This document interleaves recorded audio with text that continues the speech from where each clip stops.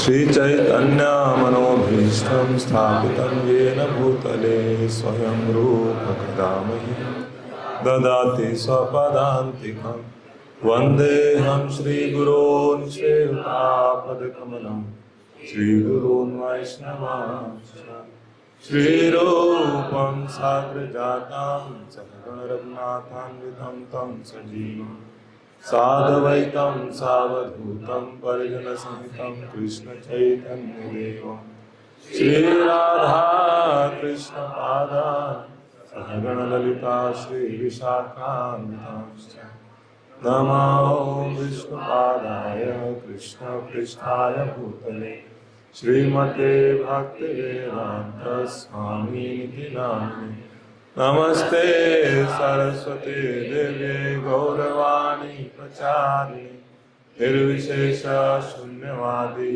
पाश्चात्य देश नमो महामदन्याय कृष्ण प्रेम प्रदायते कृष्णाय कृष्ण चैतन्य नामिने गौरतिसे नमः हे कृष्णा करुणा सिंधु दीनबंधु जगत्पते गोपेशा गोपिका कांता राधा कांता नमोस्तुते तप्त कांचन गौरांगी राधे वृंदावनेश्वरी वृषभानुसुते देवी प्रणमामि हरिप्रिये नीलाचल निवासाय नित्याय परमात्मने बलभद्र सुभद्राभ्यां जगन्नाथाय ते नमः वाञ्छाकल्पतरुभ्यश्च सिन्धुभ्यैव च पतितानां पावनेभ्यो वैष्णवेभ्यो नमो नमः जय श्री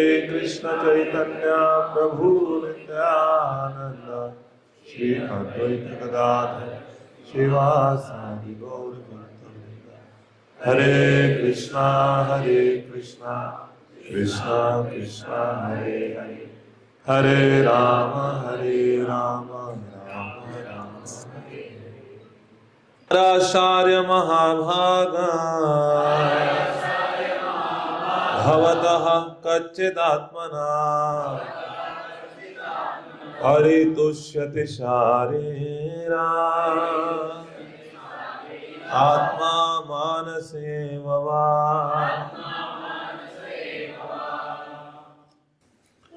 नारद उवाच पाराशार्य ओ सन ऑफ पराशर महाभागा the greatly fortunate bhavatah your kachit if it is atmana by the self realization of परितुष्यति does it satisfy sharirah identifying the body atma self manasah identifying the mind eva certainly va and translation and purport by His Divine Grace Sri Bhaktivedanta Swami Srila Prabhupada के addressing Vyasadeva, the son of Parashara, Narada inquired, are you satisfied by identifying with the body or mind as the object of self-realization? आप देखेंगे इस श्लोक को बहुत आसान सा है। पाराशार्य महाभाग, नारद कह रहे हैं कि हे भाग्यवती, हे भाग्यवान पराशर के पुत्र नारद मुनि, व्यासदेव। सो पराशर मुनि व्यासदेव जी के पिताजी थे, तो उनसे संबंधित करते हुए वो कह रहे हैं कि तुम पराशर मुनि के पुत्र हो, महाभाग, इतने भाग्यवान हो।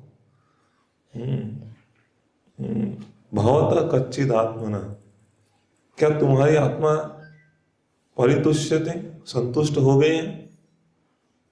शारीर आत्मा मानस एवं, आप शरीर और मन से आत्म साक्षात्कार का मार्ग बता रहे हो, क्या ऐसा बताकर तुम संतुष्ट हो गए कि केवल शरीर और मन के स्तर पर हम आत्म साक्षात्कार को प्राप्त कर सकते हैं? क्या हम संतुष्ट हो सकते हैं कभी केवल शरीर और मन के स्तर पर रह के? तो ऐसा नारद मुनि पूछ रहे हैं व्यास देव जी से कि तुम इतने बड़े लीनियज से आते हो, इतनी बड़ी परंपरा से आते हो, महान पराशर मुनि के पुत्र हो, और तुमने क्या किया? शरीर और मन को जीवन का सब कुछ बता के और तुम आत्म संतुष्टि प्राप्त करना चाह रहे हो? तो ऐसा नारद मुनि पूछ रहे हैं हमसे, क्या तुमको सच में संतुष्टि हुआ? सो परपोर्ट में प्रभुपाद जी लिखते हैं, this was a hint by Narada to Vyasadeva regarding the cause of his despondency. तो ये यहाँ एक हिंट नारद मुनि ने दिया व्यासदेव जी को कि क्यों तुम इतने उदास हो, क्यों तुमको संतुष्टि नहीं हो रही है, महाभारत जैसा महाकाव्य लिखने के बाद भी तुम संतुष्ट नहीं हो, क्यों? तो यहाँ पर एक हिंट दिया नारद मुनि ने व्यासदेव जी को, क्योंकि सब कुछ शरीर और आत्मा से संबंधित चीजें लिख दिया आपने, शरीर और मन से संबंधित, और उसी को सब कुछ मान लिया है। तो Vyasadeva as the descendant of Parashara, a greatly powerful sage, had the privilege of having a great parentage, which should not have given Vyasdev the cause of despondency. तो व्यासदेव जी जो हैं वो पराशर मुनि के पुत्र हैं, उनके संतान हैं, उनके खानदान में आते हैं। इतने शक्तिशाली संत थे पराशर मुनि, और उनके घर में पैदा होकर ऐसा पिताजी होकर भी व्यक्ति इतना उदास है, दुखी है, ये नहीं होना चाहिए। Being a great son of a great father, he should not have identified the self with the body or the mind. एक महान पिता का महान पुत्र होने के नाते उनको स्वयं को शरीर और मन से नहीं पहचानना चाहिए था। Ordinary men with poor fund of knowledge can identify the body as the self or the mind as self. एक सामान्य व्यक्ति होता है, अज्ञानता के कारण उसको ज्ञान नहीं है, इसलिए स्वयं को शरीर मानता है या स्वयं को वो अपना मन समझता है। लेकिन व्यासदेव, उन्हें तो ऐसा नहीं करना चाहिए था। One cannot be cheerful by nature unless one is factually seated in self-realization, which is transcendental to material body and mind. Cheerful क्या होगा इसका एग्जैक्ट हिंदी? प्रसन्न चित्त। ओके, तो कोई प्रसन्न चित्त नहीं रह सकता है अगर वो वास्तव में आत्म साक्षात्कार के स्तर पर नहीं है, यानी कि वो शरीर और मन के स्तर से यदि ऊपर उठा हुआ नहीं है, तो वो व्यक्ति हमेशा उदास, दुखी, चिंतित, परेशान और अनेक प्रकार के भय से ग्रसित रहेगा। यदि वो शरीर और मन के स्तर से अपने आप को उसने ऊपर नहीं उठाया है, यदि वह आत्म साक्षात्कार के स्तर पर नहीं है, तो यह आखिरी स्टेटमेंट प्रभुपाद जी ने बहुत महत्वपूर्ण लिखा है। तो यहाँ हम देखते हैं कि ये वो प्रसंग आ रहा है जहाँ व्यास देव जी सारे वेद और पुराणों की रचना करने के बाद भी बहुत दुखी हैं, असंतुष्ट हैं, परेशान हैं कि मैंने इतना कुछ किया, फिर भी पता नहीं अंदर से क्यों वो संतुष्टि नहीं आ रही। तो यहाँ नारद मुनि आते हैं और नारद मुनि उनसे पूछते हैं कि क्या तुम सच में संतुष्ट हो? महाभारत लिखने के बाद तुमने केवल शरीर और मन की बातें करी हैं, भगवान की जो सत्ता है उसको स्थापित नहीं किया आपने आत्मा कैसे संतुष्ट हो सकती है, जीव का मूल स्वरूप क्या है, उसका वास्तविक संबंध क्या है भगवान से, इन सब चीजों की चर्चा ना करते हुए केवल आपने विस्तार में इसका चर्चा किया कि कैसे शरीर को अच्छा रख सकते हैं, कैसे मन को नियंत्रित कर सकते हैं, कैसे मन को संतुष्ट कर सकते हैं केवल और शरीर और मन की बातें करके। क्या आपको लगता है कि आपने मानव समाज के लिए महान कार्य किया है? क्या इससे सच में मानव समाज को बहुत बड़ा फायदा होने वाला है? तो इस प्रकार से वो एक प्रश्न पूछ रहे हैं। अभी बताया नहीं है कुछ, केवल प्रश्न पूछ रहे हैं और बहुत ही प्रासंगिक तरीके से एकदम उन्होंने अपनी कथा स्टार्ट की, अपना बोलने का तरीका चालू किया। पराशर्य महाभाग, इतने बड़े परिवार से आने के बाद ऐसी करतूत, ये तो तुमसे अपेक्षा नहीं थी। कोई और क्या होता तो ठीक है, पराशर मुनि के पुत्र होकर तुमने ऐसा किया, ये क्या किया? तो नारद मुनि बहुत उनसे चतुराई से उनसे पूछ रहे हैं, है ना, ताकि उसको खराब भी ना लगे। उसको बता रहे हैं कि तुम एक बहुत बड़े परिवार से आते हो, और साथ ही साथ उसका दोष भी बताना उनको बहुत जरूरी है कि उन्होंने वास्तविकता में क्या मानव समाज के लिए देना चाहिए वो दिया नहीं। सो पराशर मुनि जो थे एक बहुत महान संत थे। तो एक बार जब ये कहीं जा रहे थे तो यमुना के कहीं पास से वो गुजर रहे थे, तो वहां उन्होंने पहली नजर में देखा सत्यवती को, है ना, जिसका नाम मत्स्य गंधा भी बोलते हैं, क्योंकि उसके शरीर से मछली की गंध आती थी। उसके शरीर से पूरा दूर दूर तक मछली का गंध आता था, क्योंकि मछुआरन थी तो मछली पकड़ने का ही उनका काम था। तो बचपन से वही किया था उसने, तो उसके शरीर में मछली का गंध, उसका नाम ही पड़ गया था मत्स्य गंधा। सुनने में बहुत अच्छा लगता है मत्स्य गंधा। अगर किसी को नहीं पता होगा इसका मतलब, उसको लगेगा अच्छा है तो कुछ तो रजनीगंधा जैसा कुछ लग रहा है कितना सुंदर नाम है, बड़ा अच्छा नाम है। लेकिन वास्तविकता में जब समझ में आएगा मत्स्य गंधा का मतलब क्या है, ए छी छी छी, सड़ा मछली, छी छी, पोचा मांस तो वास्तविकता और उसके नाम में कितना भेद है। संस्कृत इसीलिए बहुत मधुर भाषा है, इसमें गाली भी प्रेम जैसा लगता है। वास्तव में भाषा ऐसी ही होनी चाहिए कि हमको ऑप्शन ही ना हो किसी को दुख पहुंचाने का, चाह कर भी हम दुख ना पहुंचा पाए उसको। तो इसका नाम था मत्स्य गंधा। तो पराशर मुनि ने जब इसको देखा, तो चूंकि बहुत बड़े मुनि थे, तो देखते था उनको ये स्मरण हुआ, ये समझ में आ गया कि इस स्त्री के माध्यम से एक संसार में बहुत बड़ा एक महान व्यक्ति का अवतरण होने वाला है, जो कि विष्णु के पार्शियल इनकारनेशन होंगे, विष्णु के ही आंशिक अवतार होंगे, जो इनकी गर्भ से आने वाला है। तो जाकर पराशर मुनि ने इस मत्स्य गंधा से ये सारी बातें बताई। तो जो सत्यवती थी ये सब सुना उसने, लेकिन उसने ये सोचा कि इतने महान संत हैं, मुनि है, तो उन दिनों में संतों की बहुत सम्मान होता था लोगों के हृदय। तो तुरंत मत्स्य गंधा तैयार तो हो गई, लेकिन उसने सोचा कि यदि मैं आपके साथ मिलन करती हूँ तो इससे तो मेरा समाज में बहुत बदनामी होगा, क्योंकि आप तो रहने वाले नहीं है मेरे साथ, आप तो मुझे स्वीकार भी नहीं करेंगे। तो उन्होंने 3 शर्तें रखी पराशर मुनि के सामने। पहला बोला कि मैं आपके साथ मिलकर संतान तो उत्पत्ति कर दूंगी, लेकिन इससे मेरी जो पवित्रता है वो नष्ट नहीं होनी चाहिए। तो पराशर मुनि महान संत थे, तो उन्होंने तुरंत आश्वासन दिया कि आपकी पवित्रता भंग नहीं होगी इससे। दूसरा शर्त उन्होंने रखा कि हमारा जो संभोग होगा ये किसी की दृष्टि में नहीं आना चाहिए।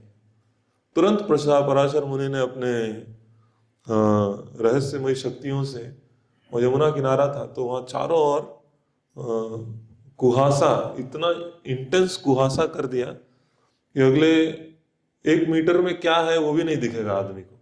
तो चारों ओर कुहासा कर दिया एकदम वहां पर। और तीसरा शर्त उन्होंने मांगा कि मेरे शरीर से ये जो मछलियों की जो दुर्गंध आती है ये दूर होकर बहुत अच्छा सुगंध आना चाहिए।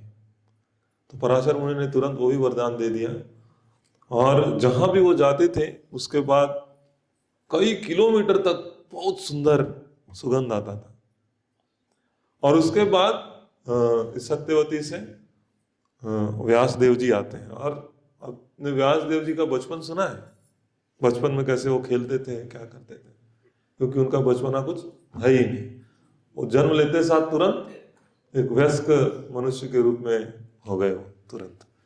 तो अब देखिए, एक चीज जो यहाँ समझने वाला है कि ये जो मत्स्य गंधा है, इस स्त्री के पास कितना अच्छा अवसर था।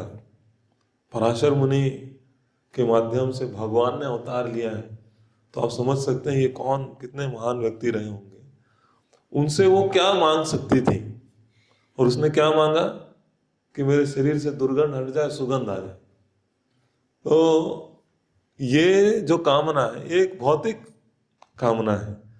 जब हम एक महान व्यक्ति पराशर मुनि जैसे व्यक्ति से मिलते हैं तो उनसे ये चीज मांगना, तो ये शरीर जो है जिसको दुर्गंध हटा के सुगंध लाना भी चाह रहे हैं आप, तो ये कितने ही दिन रहने वाला है ये शरीर, है ना। तो आपने जो मांगा ये बहुत क्षणिक सुख कुछ कुछ तो मांग लिया आपने। इसके अलावा पराशर मुनि आपको भगवान की भक्ति दे सकते थे, आपको आत्म साक्षात्कार का रामार्ग बता सकते थे, और भगवान के चरणों में आपकी रति दे सकते थे। और कितने महान ज्ञानी प्रकांड विद्वान थे। लेकिन उनसे क्या मांग लिया कि मेरे शरीर से दुर्गंध हट जाए, सुगंध आने लगे। आजकल तो ये काम सिंपल डिओड्रेंट खींच के कर लेते हैं लोग। इसके लिए एक ऋषि मुनि से जाके वरदान मांगने की जरूरत नहीं है। तो मतलब कितना तुच्छ चीज मांग लिया है। एक डिओड्रेंट कितना का ही आता होगा, 100-150 रुपया मांग लिया, समझ लीजिए कि मेरे को 100 रुपया खर्च ना करना पड़े, कृपया मुझे ऐसा कुछ व्यवस्था कर दीजिए कि मेरा 100 रुपया बच जाए। तो पराशर मुनि से 100-200 रुपये बचाने वाली चीजें मांग ली। कितना अच्छा अवसर था उनके पास। तो हमारे जीवन में भी हमको इसीलिए ध्यान रखना चाहिए। इसीलिए कहा जाता है कि कल हम लोग चर्चा कर रहे थे, भागवत में एक श्लोक आता है। उस श्लोक में बताया गया है कि एक वास्प को क्या बोलते हैं? भिरनी, भिरनी मधुमक्खी जैसा होता है ना, एक मक्खी, भिरनी भी बोलते हैं उसको। तो बहुत जोर से डंक मार देती है, कांटा छोड़ देती है ऐसा करके। तो उसके डंक से कई बार आदमी को बुखार हो जाता है। तो ये भिरनी ने क्या किया, क्या करती है ये एक कीड़ा को पकड़ कर लेके आती है, एक कीड़े को, और उसको एक मिट्टी का छोटा सा घर बनाती है, और उसके अंदर उस कीड़े को डाल के उसको बांध के एक छोटा सा छेद केवल छोड़ देती है, जहां से वो बाहर नहीं आ सकता, वो अंदर ही तड़पता रहेगा। और ये भिरनी वहां पर हर थोड़ी थोड़ी देर में आती है और उसको एक डंक मारती है और चले जाती है। फिर थोड़ी देर में आती है, उसको डंक मारती है और चले जाते हैं, फिर आते हैं।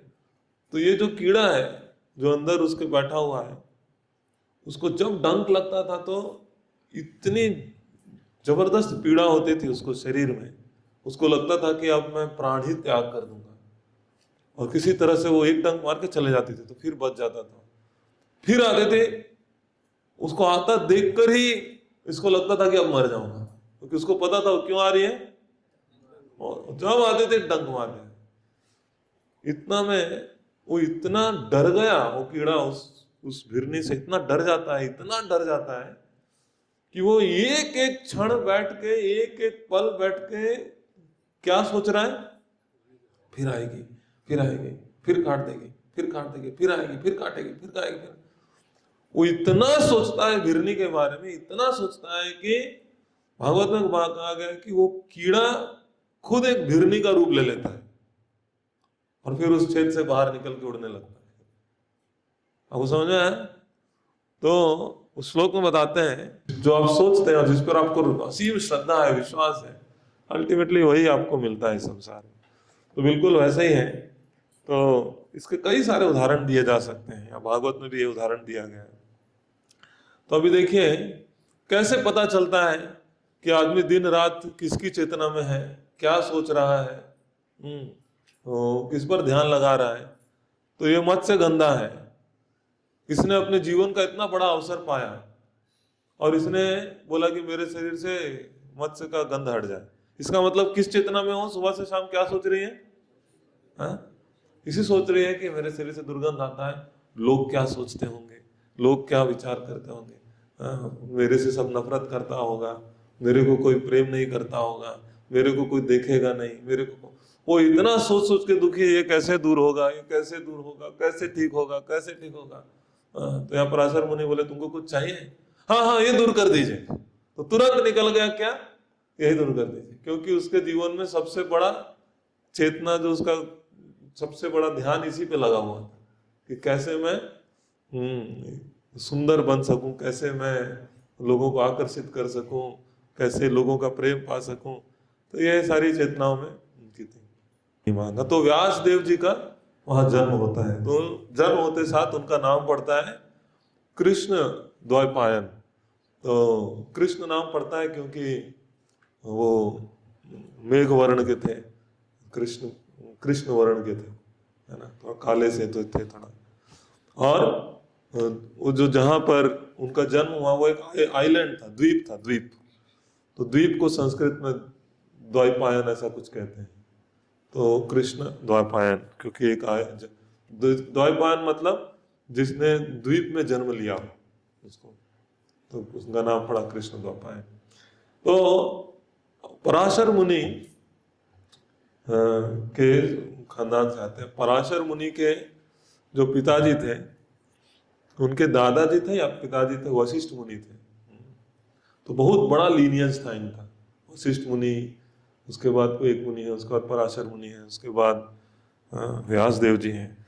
तो बहुत बड़ा लीनियज है उनका। और उस लीनियज से भी आकर उन्होंने इतना बड़ा महाकाव्य लिखा। तो ये जो महाभारत भी जो उन्होंने लिखा, वो जब लिखना चाहते थे तो ये जैसे हम लोग कुछ चिट्ठी विट्ठी लिखते हैं, ऐसा नहीं लिखा। वो एक बार जो बोलते गए वो खटाखट लिखते गए। गणेश जी वो खोज रहे थे कि कोई मिले मेरे को अच्छा राइटर कि मैं बोलूं और वो लिखते जाए एकदम सटासट। तो उन्होंने फिर गणेश जी को नियुक्त किया। गणेश जी को क्यों नियुक्त किया? गणेश जी की लंबी सूंड है। तो लंबी सूंड का अर्थ होता है जो एनालिसिस करने में बहुत एक्सपर्ट हो, है ना। ये सही नहीं, ये गलत, ये सही। लंबा सूंड है मतलब अच्छा एनालिसिस करते हैं, है ना। उसकी आंखें छोटी छोटी हैं, मतलब एकदम शार्प है, एकदम तीक्ष्ण दृष्टि से देख सकता है सत्य को, क्या मैं बोलना चाह रहा हूँ, क्या नहीं बोलना चाह रहा हूँ। और उनके कान बहुत बड़े बड़े हैं। कान बड़े बड़े हैं मतलब बहुत अच्छे से सुन सकता है कि क्या लेना है क्या नहीं लेना है। तो वही एक्सपर्ट राइटर थे कि व्यास देव जी बोले जा रहे हैं, और व्यास देव जी का कंडीशन था कि मैं रिपीट नहीं करूंगा, एक बार जो बोल दिया सो रिपीट नहीं करूंगा। तो गणेश जी ने भी कंडीशन रख दिया, तो मेरा भी पेन नहीं रुकना चाहिए। अगर रुक गया मतलब मुझे समझ में अगर मैंने आ रहा है तो आपको बोलते रहना है, रुकना नहीं चाहिए। आपको कहीं विराम नहीं देना है। मैं नहीं समझा तो रुक गया अलग बात है, आपको नहीं रुकना है। तो व्यास देव जी बोलते बोलते अब उनको सोचना पड़ेगा ना। ये तो पूरा स्पॉन्टेनियसली सोच रहे हैं और बोल रहे हैं ऑन द स्पॉट। ऐसा नहीं कि पहले से सोच रखा है और उसको बोल रहे हैं। तो सोचिए अभी उनको थोड़ा सोचना है, तो जानबूझ के एक ऐसा कठिन श्लोक बोल देते थे जिसको सोचने और समझने के लिए गणेश जी को थोड़ा रुकना पड़ जाए, और उतने देर में वो आगे का सोच लेते थे, है ना। तो ऐसा 4 श्लोक है पूरे महाभारत में जहां गणेश जी को रुकना पड़ा थोड़ा सोचने के लिए, समझने के लिए, क्योंकि उसका बहुत सारा अर्थ हो सकता है और उस कॉन्टेक्स्ट के हिसाब से क्या अर्थ होना चाहिए वो उनको सोच के लिखना था। तो ऐसा करके व्यासदेव जी ने गणेश जी को हायर किया था। तो लेकिन पूरा महाभारत इतना जबरदस्त काव्य है, उसमें पॉलिटिक्स है, वायलेंस है, सब कुछ है उसमें, प्रेम है, सब कुछ है उसमें। लेकिन सब कुछ लिखने के बाद भी ये व्यासदेव बहुत दुखी हैं। ये समझना चाहिए कि हमारे जीवन में संतुष्टि जो है वो हमारे टैलेंट से नहीं आती है। हम कितने टैलेंटेड हैं उसका हमारे जीवन में संतुष्टि से कुछ लेना देना नहीं। हम कितना अच्छा काम कर रहे हैं उसका भी हमारे जीवन में संतुष्टि से कुछ लेना देना नहीं। क्या व्यास देव जी ने जो ये महाभारत लिखा, ये अच्छा काम किया कि नहीं किया? धर्म ही सिखाया ना लोगों को, लेकिन उसके बाद भी संतुष्ट नहीं है, क्योंकि केवल अच्छा कार्य उचित नहीं है, लोगों के हृदय को स्पर्श भी करना चाहिए, है ना। इसीलिए कोई कोई कपड़ा बांट रहा है, कोई खाना बांट रहा है, कोई स्कूल खोल रहा है, कोई फ्री में इलाज कर रहा है। क्या इन सब चीजों से लोग सुखी हो गए हैं?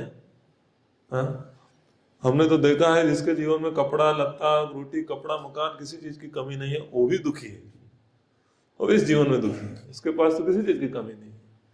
तो आप अच्छा काम कर रहे हैं, यहां तक कि शरीर तो छोड़िए, आप किसी के मन के स्तर पर भी अगर उसको सेवा कर दे रहे हैं तो इसकी कोई गारंटी नहीं है कि वो संतुष्ट हो जाएगा।